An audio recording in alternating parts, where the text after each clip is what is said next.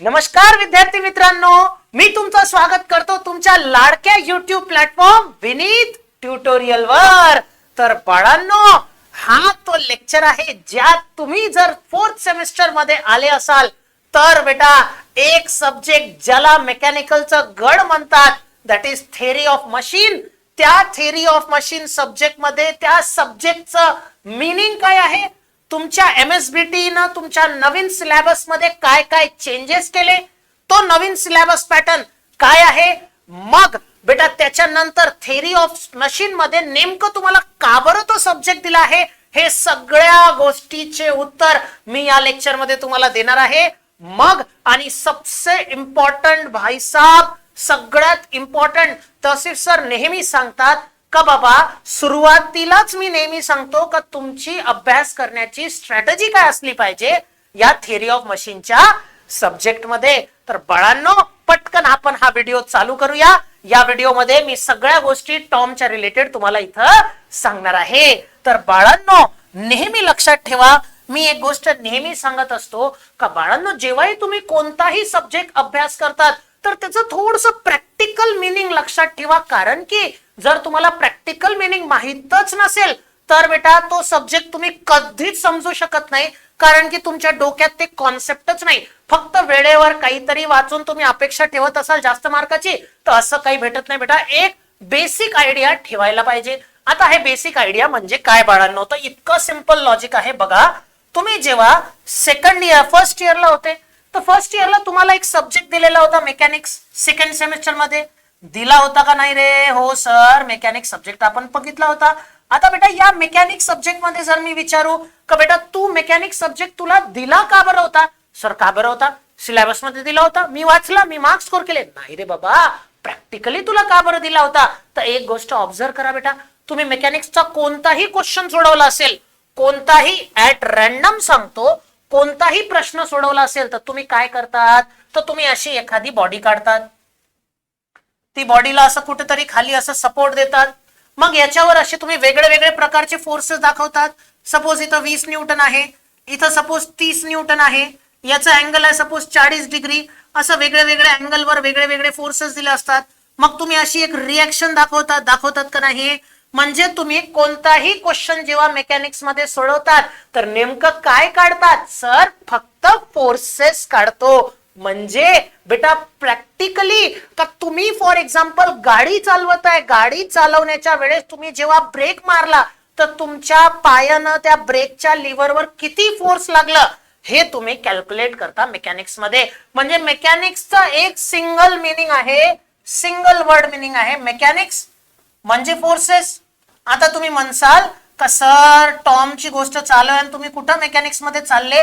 नाही बेटा, प्रत्येक गोष्ट एकामेकाला कनेक्टेड असते। बघा मेकॅनिक्स दिला आहे, मेकॅनिकल इंजिनियर आहात बेटा, थोडंसं लक्ष द्या, कारण की तुम्हाला खूप जण टॉम काय आहे, त्याचं सिलेबस काय आहे, मार्क किती भेटतील ते सांगतील, पण सब्जेक्टचं मिनिंग समजणं खूप गरजेचं आहे। कारण की जेव्हापर्यंत सब्जेक्टचं मिनिंगच समजलं नाही तुम्हाला काहीच तो सब्जेक्ट समजणार नाही। आणि जर तुम्ही माझा लेक्चर मोजून फक्त पेशन्स ठेवा, 10 मिनिटं पेशन्स ठेवलं तर पूर्ण सेमिस्टर भर तुमच्या डोक्यात हे फिरत राहील का हो ते सरांनी ते कॉन्सेप्ट सांगितलं होतं बरं का टॉम मध्ये आपण हे करतो म्हणून, तर तुमचं एकदम जे भीती आहे टॉमची सगळी निघून जाईल बेटा, काही घाबरू नका। तर बघा मेकॅनिक्स मध्ये तुम्हाला सगळं काही फक्त फोर्सेस फोर्सेस फोर्सेस होते। म्हणजे तुम्ही रिएक्शन काढायचे, फोर्सेस काढायचे, फोर्स अप्लाय करायचे, एफर्ट लावायचे, लोड लिफ्ट करायचे, म्हणजे सगळं काही दिलं होतं मेकॅनिक्स मध्ये, फोर्सेस। आता त्याच्यानंतर बेटा तुम्ही आले सेकंड इयरला आणि त्याच्या थर्ड सेमिस्टर मध्ये त्याच्यानंतर तुम्ही सब्जेक्ट काय शिकले? सॉम। आता तुम्ही सॉम मध्ये काय केलं, तर सॉम मध्ये तुम्ही काय करतात का इतका सिंपल लॉजिक आहे। फॉर एक्झाम्पल आता तुम्ही जर माझा व्हिडिओ चेअरवर बसून पाहताय तर ते चेअर आहे प्लास्टिकच्या मटेरियलची। आता त्याच्यावर तुम्ही बसल्या सपोज आहे 50 किंवा 60 किलोचे, तर तो 50 किंवा 60 किलो तो चेअरचा मटेरियल विथस्टँड करेल का तुटून जाईल? ते आपण काढतो कशामध्ये? स्ट्रेंथ ऑफ मटेरियल मध्ये। म्हणून त्याचं नाव काय दिलं आहे? Strength of material. कारण की आपण त्याच्यात मटेरियलची काय काढतो? स्ट्रेंथ काढतो। म्हणजे मेकॅनिक्स मध्ये आपण फोर्स लावलं, सॉम मध्ये तो फोर्स मटेरियल वर लावल्यानंतर मटेरियल तेवढं लोड विथस्टँड करेल का तुटून जाईल हे आपण काढलं सॉम मध्ये। ओके, म्हणजे या सब्जेक्ट मध्ये तुम्ही काय काढले, तर याच्यात तुम्ही काढले स्ट्रेसेस. स्ट्रेसेस म्हणजे तो मटेरियल किती रेजिस्ट करेल किंवा तो रेजिस्ट करणार नाही, हे तुम्ही कुठं काढलं, सॉम मध्ये.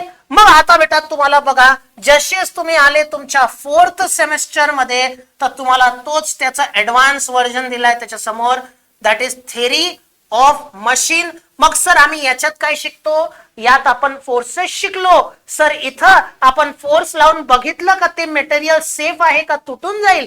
मग सर टॉम मध्ये आपण काय करतो, तर बेटा टॉमचं घेणं देणं असते मोशन सोबत. म्हणजे तुम्हाला इथं सुद्धा फोर्सेस लावायचे आहे, पण त्या फोर्सेस सोबत तुम्हाला शिकायचं आहे मोशन. म्हणजे फॉर एक्झाम्पल आता सर तुम्ही तर सांगून दिलं मोशन, पण सर याचं थोडंसं प्रॅक्टिकल मिनिंग सांगा. तर बेटा प्रॅक्टिकल मिनिंग सांगण्याच्या अगोदर जस्ट 1 सेकंड माझी एक गोष्ट ऐकून घ्या. जर तुम्ही आमचा ऍप विनीत ट्युटोरियल जर डाउनलोड केला नसेल, तर नक्की बेटा तुम्ही जर MSBT ला असाल आणि तुम्ही डिप्लोमा करत असाल, तर बेटा हे जे ऍप आहे विनीत ट्युटोरियल तुमच्यासाठी इतकं कामाचं आहे, कारण की तुम्हाला प्रत्येक गोष्ट डिप्लोमा रिलेटेड, MSBT च्या सिलेबस रिलेटेड बेटा सगळ्या अपडेट्स आमच्या प्लॅटफॉर्मवर दिल्या जातात. आणि बेटा बघा, तुम्ही बघा, मला सांगा तुम्ही बाकीचे किती मोबाईल मध्ये युजलेस ऍप युज करतात दिवसात, नाही म्हणता 4 ते 5 तास तुम्ही इंस्टाग्राम युज करतात बेटा, त्यात आपला वेळ घालवतात. तर एक एज्युकेशनल प्लॅटफॉर्मचा ऍप आहे विनीत ट्युटोरियल, नक्की तुमच्या मोबाईल मध्ये असलं पाहिजे. आणि बेटा आम्ही आपल्या या ऍप वर तुमचे जे MSBT चे सगळे सब्जेक्ट आहे, ते सगळे सब्जेक्टचे रेकॉर्डेड लेक्चर्स एकदम कमी किमतीत तुम्हाला प्रोव्हाइड करतो. बेटा तुम्ही कुठं ऑफलाईन क्लास करत असाल ना महाराष्ट्राच्या कोणत्याही कोण्यात, तर तुम्हाला एक सब्जेक्टचे 3,500 ते 4,000 रुपये चार्ज केले जातात एका सब्जेक्टचे. जस्ट विचार करा, 4-5 सब्जेक्टचे क्लास लावले तर गेले 20,000 रुपये. इथं फक्त एका सब्जेक्टची जेवढी तुमची ऑफलाईनची फीज आहे त्याच्यापेक्षा कमी किमतीत सगळेच्या सगळे सब्जेक्ट तुम्हाला प्रोव्हाइड केले जातात. मग बाळांनो बेटा तुम्हाला फक्त रेकॉर्डेड लेक्चर्स नाही, त्याच्यासोबत बेटा पूर्ण MSBT फक्त विनीत ट्युटोरियलचे नोट्स वापरले जातात. तर बेटा तुम्हाला तुमच्या सब्जेक्टचे एकदम प्रॉपर पॅटर्न मध्ये नोट्स प्रोव्हाइड केले जातात, previous year question papers provide केले जातात, तुमच्या डाऊट क्लिअरिंग साठी लाईव्ह सेशन घेतले जातात. आणि सगळ्यात इम्पॉर्टंट वाटल्यास आमच्या ऍप वर मागच्या सेमेस्टर मध्ये जे आमचे विद्यार्थी आहेत त्यांना विचारून घ्या, आम्ही 1 दिवस पहिले जे इम्पॉर्टंट क्वेश्चनचे लाईव्ह सेशन घेतो, ते important question as it is paper मध्ये आले होते. वाटल्यास तुम्ही आमचे FM चे लाईव्ह लेक्चर जाऊन एकदा पाहून घ्या आणि दुसऱ्या दिवशीचा पेपर पाहून घ्या. बेटा आमचे सगळे important as it is paper मध्ये येतात. बेटा तर नक्की विनीत ट्युटोरियलचं ऍप डाउनलोड करा आणि बेटा ऍटलिस्ट जे सब्जेक्ट आहेत त्याचे डेमो लेक्चर्स बघा. आता थेरी ऑफ मशीन मी तिथं शिकवणार आहे, त्याच्यानंतर तुमचे जे बाकीचे सब्जेक्ट आहेत ते विनीत सर शिकवणार आहे, विशाल सर शिकवणार आहे. अरे बाबांनो, असा एक्सपिरियन्स आहे या लोकांना तुमचं एकदम चांगल्यानं आणि तुमच्या प्रिपरेशनला एकदम बूस्ट करण्यासाठी हे ऍप तुम्हाला खूप जास्त हेल्प करेल बेटा. तर नक्की ही ऍप डाउनलोड करा.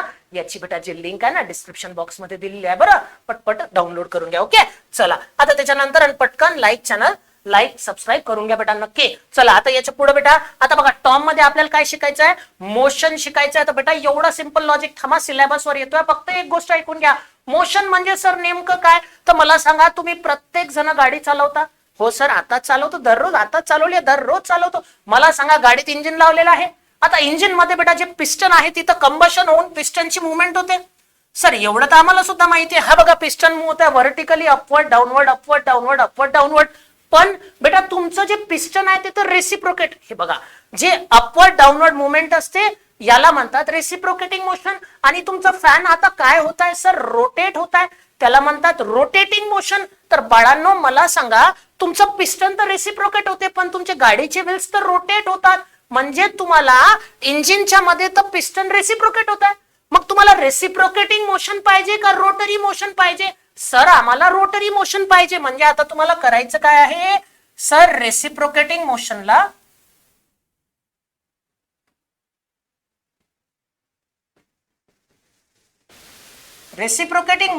रोटरी मोशन मध्ये कन्वर्ट करायचं आहे.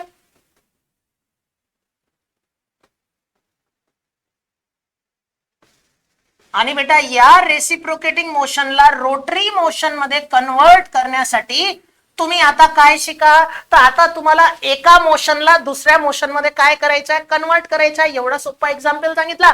इंजिन मध्ये पिस्टन रेसिप्रोकेट होते आणि तुमच्या गाडीचं व्हील तर रोटेट होते, म्हणजे तुम्हाला रेसिप्रोकेटिंग मोशनला रोटरी मोशन मध्ये कन्वर्ट करायचं आहे. मग सांगा मेकॅनिक्स आपली मदत करेल? नाही सर, तिथे तर फोर्सेस कळाला. सॉम करेल? नाही सर, तिथं तर ते फेल होत आहे का नाही ते कळायचं. मग असा कोणता सब्जेक्ट आहे जो सांगेल का बाबा इथं एका मोशनला दुसऱ्या मोशन मध्ये कन्वर्ट कसं करतात, तर तो आहे तुमचा थेरी ऑफ मशीन. तर हे बघा याच्या अॅनिमेशन मध्ये तर तुम्हाला एकदम चांगल्यानं समजलं असेल. हे बघा हे होतं रेसिप्रोकेटिंग मोशन आणि इथं हे प्रॉपर अशा लिंक लावून याला रेसिप्रोकेटिंग मोशनला रोटरी मोशन मध्ये कन्वर्ट केल्या जाते. नाही समजलं तर इकडे बघा बेटा, हे बघा हा पिस्टन इथं रेसिप्रोकेट होत आहे. हा जो रेड वाला पार्ट आहे याला पिस्टन म्हणतात बेटा. ओके, हा आहे तुमचा पिस्टन. ओके, मग बेटा हा जो पार्ट आहे हे मी शिकवेल नक्की टॉम मध्ये, जस्ट एक आयडिया तुम्हाला देण्यासाठी बेटा. आता बघा या रेसिप्रोकेटिंग मोशन मुळे हे जे रेड कलरचं पार्ट आहे ते काय होत आहे, रोटेट होत आहे. म्हणजे रेसिप्रोकेटिंग मोशन रोटरी मोशन मध्ये काय होत आहे, कन्वर्ट होत आहे. आणि हेच तुम्हाला बेटा या सब्जेक्ट मध्ये शिकायचं आहे. सुरुवातीला मी सांगितलं होतं फक्त 10 मिनिटं द्या तुमचे, तुम्हाला जेव्हाही अभ्यास करसाल थेरी ऑफ मशीन मध्ये आता डोक्यात तुमच्या बसून राहील बाबा इथं एका मोशनला दुसऱ्या मोशन मध्ये कन्वर्ट करतात, एका मोशनला दुसऱ्या मोशन मध्ये कन्वर्ट करतात तुमच्या थेरी ऑफ मशीन मध्ये. जसं बघा हा रेसिप्रोकेटिंग मोशन कशामध्ये कन्वर्ट होत आहे, रोटरी मोशन मध्ये. याला म्हणतात सिंगल स्लाइडर क्रँक मेकॅनिझम. वाटल्यास पेपर उचलून घ्या, सगळे जण पाहून घ्या. खूपदा पेपर मध्ये विचारला जातो, पण पेपर मध्ये विचारला जातो सिंगल स्लाइडर क्रँक मेकॅनिझम.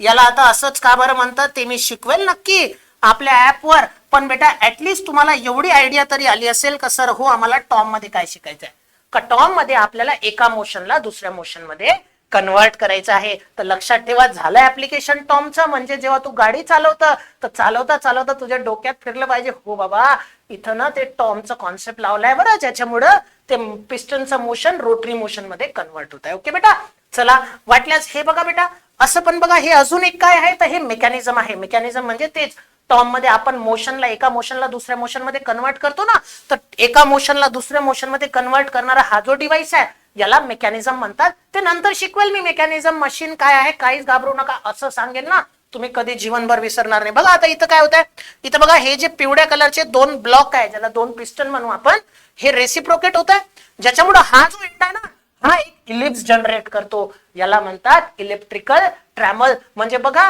या पिवळ्या कलरचे मोशन बघा हे ट्रान्सलेट होत आहे, रेसिप्रोकेट आहे ना, हे आडवे अशी हे जे मोशन असते स्ट्रेट मोशन याला रेसिप्रोकेटिंग मोशन म्हणतात. आणि reciprocating motion is converted into your electrical. हा जो एंड आहे हा इथं एक इलिप्स जनरेट करताय. तर हे काय झालं बाळांनो, तर हे झालं एका मोशनच्या दुसऱ्या मोशन मध्ये कन्व्हर्शन. हे तुम्हाला शिकायचं आहे थेरी ऑफ मशीन मध्ये. आणि कितीतरी विद्यार्थी असतात का थेरी ऑफ मशीनची डेफिनेशन रटून घेतात पण त्याला कधीच समजत नाही का बेसिकली टॉम मध्ये शिकायचं काय आहे. तर बाळा इतकं सोपं लॉजिक आहे, टॉम मध्ये एका मोशनला दुसऱ्या मोशन मध्ये कन्वर्ट करतात आणि सोबत सोबत फोर्सेस पण याच्यात आपल्याला शिकावं लागतात. म्हणजे forces plus motion, this is the logic of your theory of machine. ठीक आहे, कळलं बेटा. आता याचं नाव थेरी ऑफ मशीनच का बरं आहे, कारण की याच्यात आपण या काय करतो तर आपले मोशन काय करतो एका मोशनला दुसऱ्या मोशन मध्ये कन्वर्ट करतो. मग बाळांनो आता तुमचं पॅटर्न एमएसबीटीचं अरे खूप चांगलं आहे बाबा. एमएसबीटीनं मस्त 5 युनिटचं पॅटर्न जे बनवलंय कोणाला कन्फ्युजन राहतच नाही. 5 युनिट शिकायचे, कोणताही सब्जेक्ट असो 5 युनिट शिकायचं आहे. आता बघा तुम्हीच सांगा बरं, हे सिलेबस जाऊ द्या, आपण पहिल्या चॅप्टर मध्ये काय करू सर, तुम्हीच तर सांगितलं एका मोशनला दुसऱ्या मोशन मध्ये कन्वर्ट करू, त्या डिव्हाइसचं नाव मेकॅनिझम. तर हे बघा पहिला chapter types of mechanism and fundamentals of mechanism. म्हणजे टॉमचं सगळं काही बेसिक आणि एका मोशनला दुसऱ्या मोशन मध्ये कन्वर्ट करण्यासाठी वेगळे वेगळे मेकॅनिझम है ना. तर हे तुम्हाला शिकायचं आहे तुमच्या पहिल्या चॅप्टर मध्ये.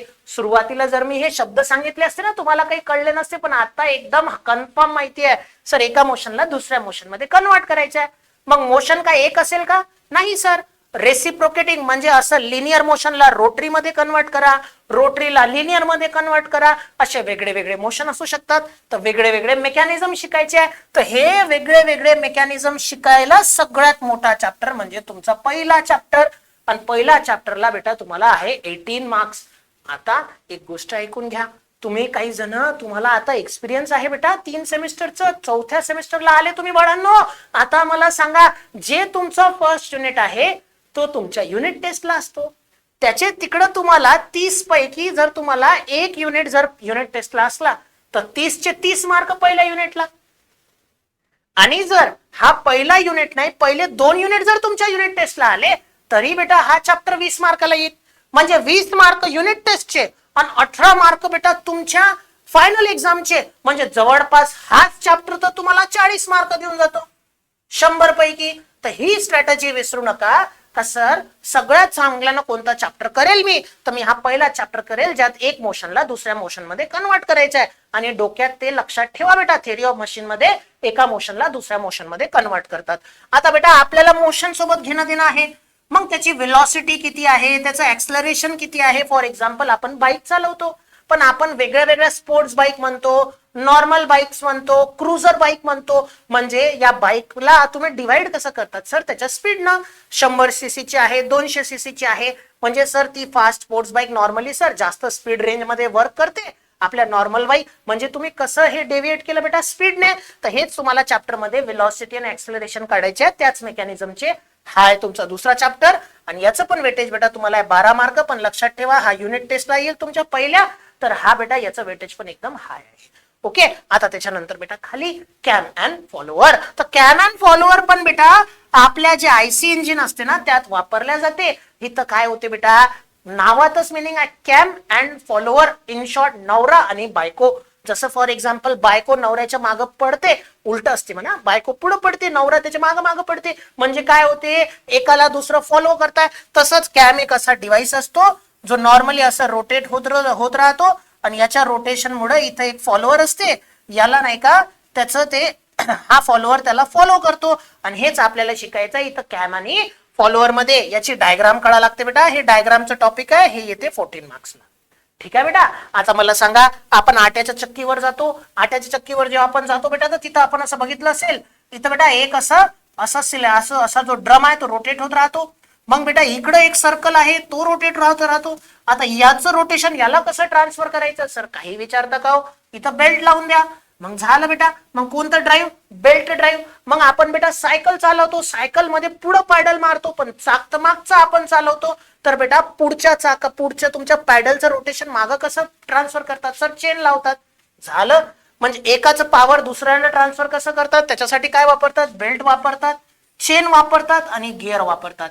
तर बेटा बेल्ट काय असते, चेन काय असते, गिअर काय असते, हे आपल्याला आपल्या 4थ्या युनिट मध्ये शिकायचं आहे. आणि हे असते बेटा तुमच्या 16 मार्काचा चॅप्टर. म्हणजे युनिट टेस्ट मध्ये, सेकंड युनिट टेस्ट मध्ये हा तुमचा सगळ्यात हायएस्ट वेटेजचा चॅप्टर. तर लक्षात ठेवा, यांना एकदम जोरात एकदम लक्षात ठेवून करा बेटा. आणि फक्त हा एकच चॅप्टर आहे ज्याला 100 पैकी 100 काढायचे. आणि प्रत्येकाला आपल्या विनीत प्लॅटफॉर्मवर आल्यानंतर 100 पैकी 100चे स्वप्न पाहायचे आहे बेटा. हा 100 पैकी 100 काढायचा असेल तर हाच एक चॅप्टर आहे जो तुम्हाला खूप चांगल्यानं करावं लागेल.